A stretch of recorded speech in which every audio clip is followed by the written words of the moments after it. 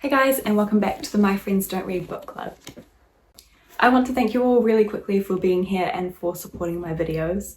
When someone is just starting out content creation and filming these types of things, it is really hard to put yourself out there. So any watch, view or comment that I get really does mean an awful lot to me. I kind of just want to get this channel to a point where it reaches real book readers and we can have actual discussions under any of my specific book reviews. So thank you to anyone that is helping make that possible. Before I review today's book, I want to say that this is the book that got me out of my years and years long reading slump. It is actually a series, and it's one that I recommend for anyone wanting to get back into reading or anyone just wanting a light, cozy, easy read. And it is The Thursday Club by Richard Osman. So my partner is British and he watches all of the British TV shows, but I'm actually quite new to it. So I read this book before I knew who Richard Osman was. Through reading the series, we did watch quite a few British TV shows with him on it. And now that I know he is a comedian, this book does make a lot more sense. But yeah, there are a lot of humorous parts to this book, which I really enjoyed. So as always, I will do a brief synopsis and then I will do my reviews and my first reader readability. And then I will go over my thoughts containing spoilers on this book and the ending. So this book is set in quite a wealthy retirement village. It focuses on 4 unlikely friends that group together to go over files from unsolved murder cases. The back says, when a brutal killing takes place on their own very doorstep, the Thursday Murder Club find themselves in the middle of their first live case. Elizabeth, Joyce, Ibrahim and Ron must be pushing 80, but they still have a few tricks up their sleeves. Can our unorthodox but brilliant gang catch the killer before it's too late? This book follows a cast of the 4 main elderly group, but there are also quite a few really high quality supporting characters that are just adorable and you fall in love with their story. The book kind of flips between the perspective of a few different people, but the main narrator is Joyce, who is a retired nurse, and it goes through her struggle kind of moving into retirement, the really complex family dynamics that surround the elderly, a few quite darker issues with dementia and suicide being quite rampant in this book, as well as a lot of humour and a lot of lightness despite the high death count of this book. Okay, so ratings time. I will do my rating for the first book rather than as a series in case anyone does want me to do one on the following books. My rating for the first book is a 7.5 out of 10.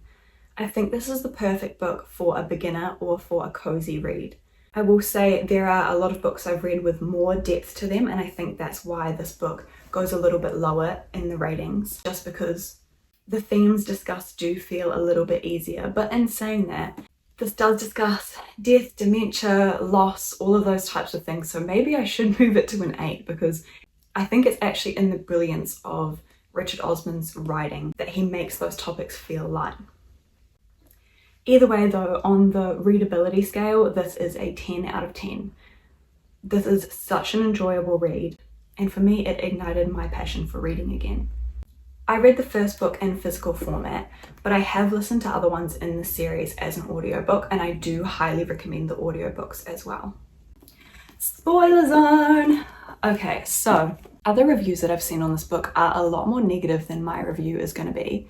I listened to a podcast straight after I read this one. This is actually the first book that made me go into the format of reading a book blind and then listening to a podcast or a YouTube video on it afterwards.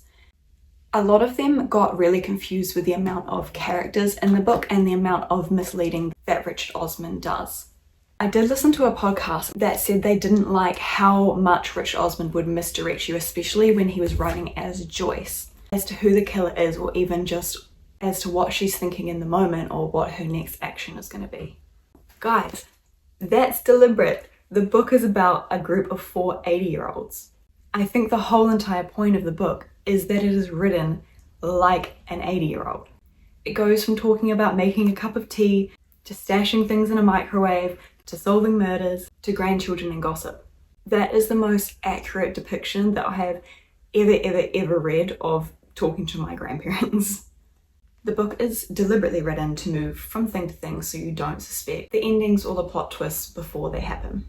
I found that really shocking when I was listening to reviews of it. People are talking about it as if Richard Osman lost the plot to his own book and got confused along the way, but Hints are given quite clearly along the book to show that you are still on track, but you just have to follow it through the mind of an 80-year-old, and that is what builds a lot more suspense in this book than in other crime, murder, mystery books.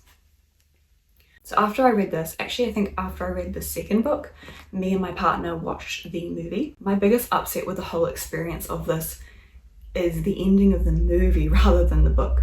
The ending of the book was so lovely. I'm obsessed with Bogdan, and I'm not going to go into spoilers from the second book, but he is integral to the second and the entire rest of the series. But the way that they ended the movie means that they won't be able to make a second movie, or at least not a second movie following the books, because he plays such a big part, but in the movie he goes to jail. And that means a lot of the future plot points just will have no way to develop without him. So that was honestly my biggest pet peeve, and that has nothing to do with Richard Osman or this book, just to do with the experience of I love to read a book and then watch a movie with my partner and over-explain the movie to him.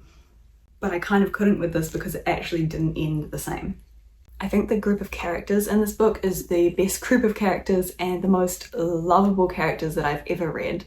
Them being elderly really makes you accept their flaws, and they are very, very flawed. Each one of them has quite a bristly personality, which is why their friendship is so good. Just reading this book and following them through those friendships deepening was honestly so heartwarming, and it also, I think that Richard Osman captured really well a lot of the fears that we all have even at a young age around death, getting old, and losing your loved ones.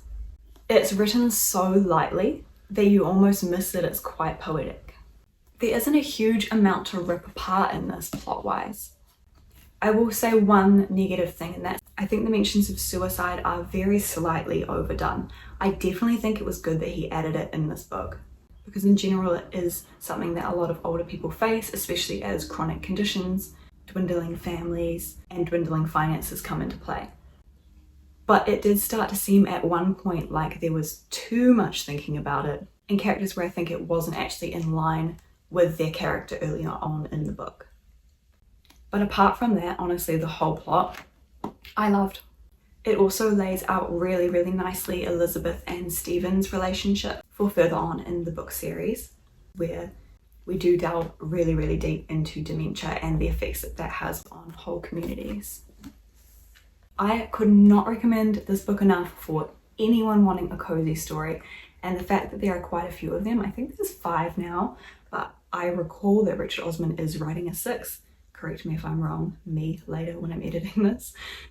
But it's such a good one because you can read this by itself and then choose to move on to something deeper, or you can continue the whole series and follow the relationships of these people that you will genuinely fall in love with. If you are a new reader, read this book. If you are a classic reader, read this book. You need a break. If you're looking for something lighthearted and funny, read this book. If you are looking for something that gives an insight into the experience of aging and getting closer to death and how different people react to that, read this book. If you love Richard Osman, read this book. I just think you should read this book. This is my most highly recommended book for a new reader.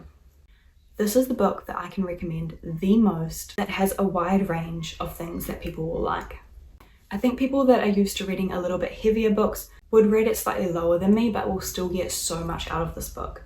And I think the way that it is written means that it's accessible for anyone to read it and get a fun story from it, but also get exposed to different viewpoints and really feel that human connection through the characters. I don't think I could recommend a book to get you out of a book slump any more than this. And that's all I have to say about the first book in the Thursday Murder Club series. Please let me know if you want me to do the second book or the series as a whole, because there is a lot more plot points that I have something to say about in the following books. But I don't want to ruin it for anyone that has only just read this book. And like I said at the start, thank you so much, especially if you've watched all the way through to here.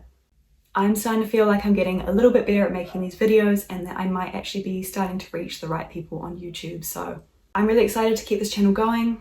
I'm excited to both review books that everyone else is suggesting and I have my own opinions on, but also a wide range of books to diversify the suggestions that are out there, rather than just the book talk books, to bring a little bit of pizzazz and personality and whimsy back to everyone selecting their own books instead of the 6 out of 5 star literary masterpieces that we are all suggested. I'm Mel and this has been the My Friends Don't Read Book Club.